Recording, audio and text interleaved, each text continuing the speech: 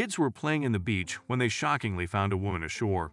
Sometimes the lessons we learn as children prove their value years later, and when we least expect it. The article below is gaining lots of attention online for its powerful and potentially life-saving message. Part of my life is saving life. Let's choose to do something really difficult, something that saves lives, and let's do that thing with people we love. I've never been a person to share my private life, but I can help save lives. Shouldn't any of us be afraid of teaching protective measures to save lives, giving up one's life pursuits to care for a child or other helpless individual? And so on are all facets of the overarching belief that selfless action taken for others' well-being solely is the highest form of human intention. I personally consider it a fairly sound ideology. A mother who would not have regretted giving her life to save her baby is how Northlander Kelsey Rosewood is remembered. The Dargaville mother of 3 died on Thursday after helping rescue her child from arrest in peace in the dangerous Bailey's Beach. At her funeral on Wednesday, 30-year-old Wood was remembered for her zest for life, which true people do her. But she was also recognized for being a devoted solo mother who would do anything to care for her children Bastian, Astrid, and Nikki. She lost her life making sure her child was safe, and she would not have it any other way. Celebrate Josie Scott said.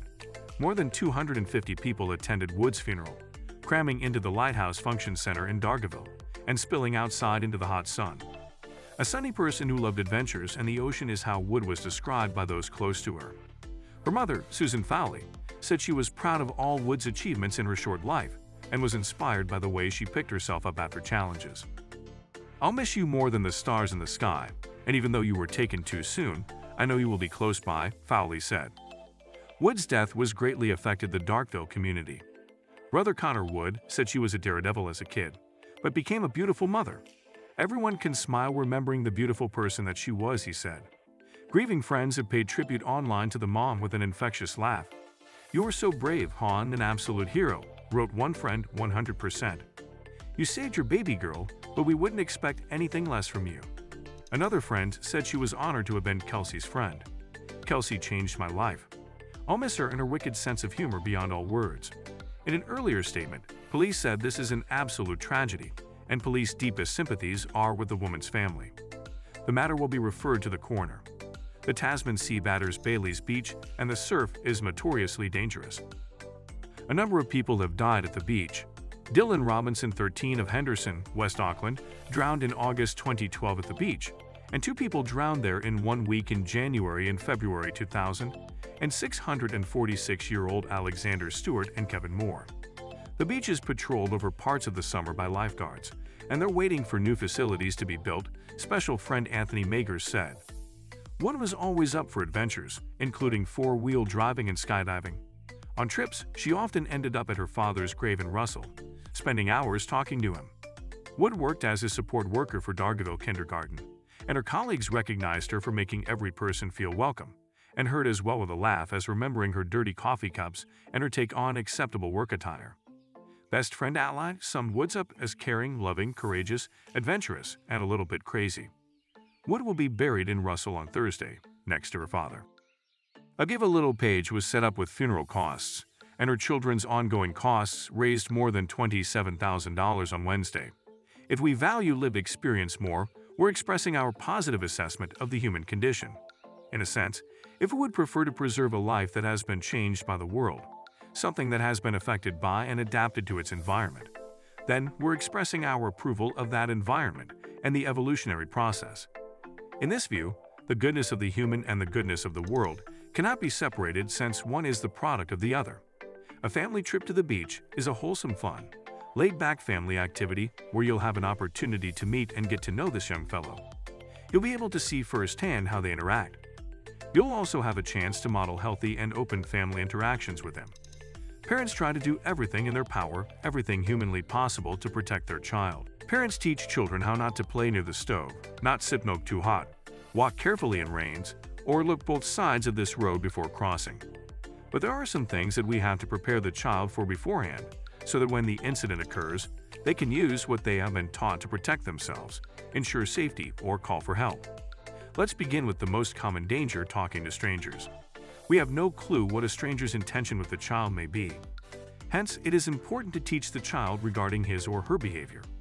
Children must be taught to immediately say no and reach for safety or start shouting, "I don't know this person. She or he is not one of my parents."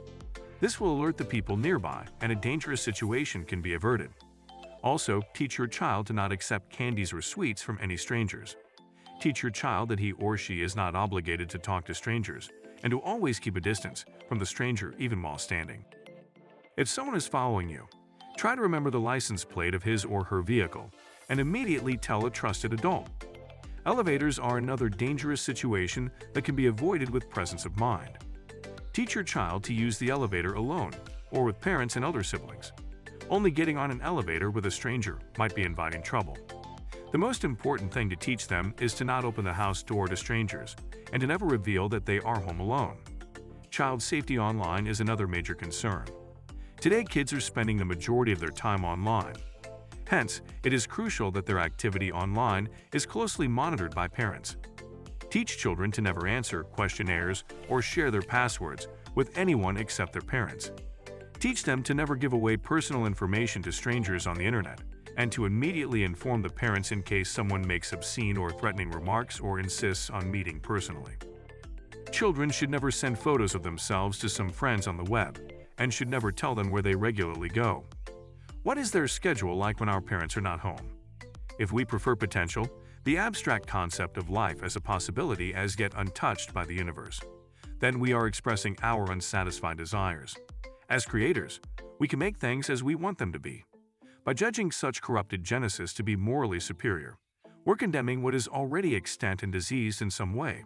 So is aging good or bad? Does the change in a life over time represent some laudable performance art? Or does the differentiation of stem cells represent their fall from grace? Is ignorance bliss?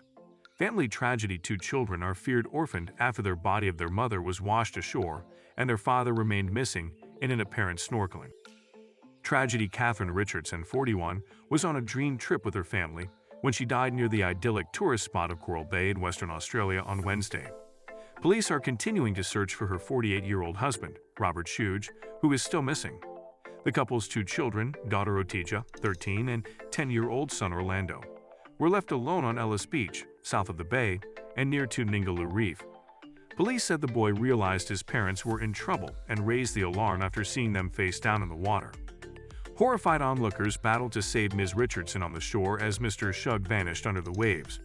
Inspector Dominic Woods said while they were trying to save the life of the mother, they noticed the father was also not moving in the water. They tried to get him out, but he disappeared under the water. The kids were obviously there, and it would have been an absolutely devastating situation for them. Writer and photographer Ms. Richardson had been keeping a blog about the family's year-long camping road trip, which she planned to turn into a book, she wrote. The book is not just any old travel book.